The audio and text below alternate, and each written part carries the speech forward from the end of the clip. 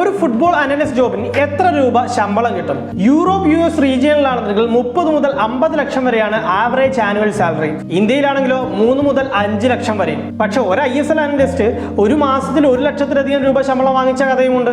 Coach ആവാൻ വേണ്ടി official licence ഉള്ളതുപോലെ അനലിസ്റ്റുകൾക്ക് ലൈസൻസ് ഇല്ല. യൂറോപ്യൻ റീജിയനുകളിൽ നിങ്ങൾക്ക് അനലിസ്റ്റായി വർക്ക് ചെയ്യണമെങ്കിൽ നിങ്ങൾക്കൊരു പെർഫോമൻസ് അനാലിസിസ് ഡിഗ്രി വേണം.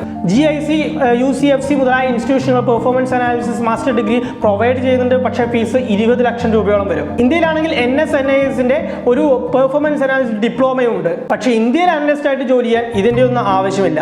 ഏതെങ്കിലും ഒരു സർട്ടിഫിക്കേഷനും നിങ്ങളുടെ വർക്ക് കാണിക്കുന്ന ഒരു നല്ലൊരു പോർട്ട്ഫോളിയോ ഉണ്ടെങ്കിൽ മതി ആ ജോലി ലഭിക്കാൻ. എനിക്ക് എങ്ങനെയാണ് ലഭിച്ചത് കേട്ടോ. ഓൺലൈൻ അവൈലബിൾ ആയിട്ടുള്ള അനലിസ്റ്റ് കോഴ്സുകൾ ഏതൊക്കെയാണെന്ന് വെച്ച് കഴിഞ്ഞാൽ ഒന്ന് MPP, മറ്റൊന്ന് ബാർസ ഇന്നോവേഷൻ ഹബിനെയുണ്ട്, PFSAയുടെ സർട്ടിഫിക്കേഷൻസ് ഉണ്ട്. ടാറ്റയാണ് പ്രിഫർ ചെയ്യുന്നതെങ്കിൽ ഇന്ത്യൻ കമ്പനിയായുള്ള മാഡബോർഡ് സ്പോർട്സിന്റെ സർട്ടിഫിക്കേഷനും ഉണ്ട്. യൂറോപ്യൻ കോഴ്സുകൾക്ക് ഏകദേശം 40,000 രൂപയാണ് ഓൺലൈൻ സർട്ടിഫിക്കറ്റിന്റെ വില. നിങ്ങൾ ഏത് കോഴ്സ് പഠിച്ചു എന്നതിലല്ല കാര്യം, എത്രത്തോളം പഠിച്ചിട്ടുണ്ട് എന്നതിലാണ് കാര്യം. ഇതിന്റെ കൂടെ ഒരു അറിയിപ്പ് കൂടെ, ഞാനും ഭാവിയിൽ 2500 രൂപയുടെ ഒരു കോഴ്സ് ലോഞ്ച് ചെയ്യുന്നുണ്ട്. എന്റെ അണ്ടറിൽ ഫ്രീ ആയിട്ടോ പെയ്ഡ് ആയിട്ടോ അനാലിസിനെ കുറിച്ച് പഠിക്കാൻ താല്പര്യമുണ്ടെങ്കിൽ നമ്മുടെ റിലേറ്റഡ് വീഡിയോ ആക്കുക. അതിന്റെ പിൻ കമന്റ് നോക്കുക.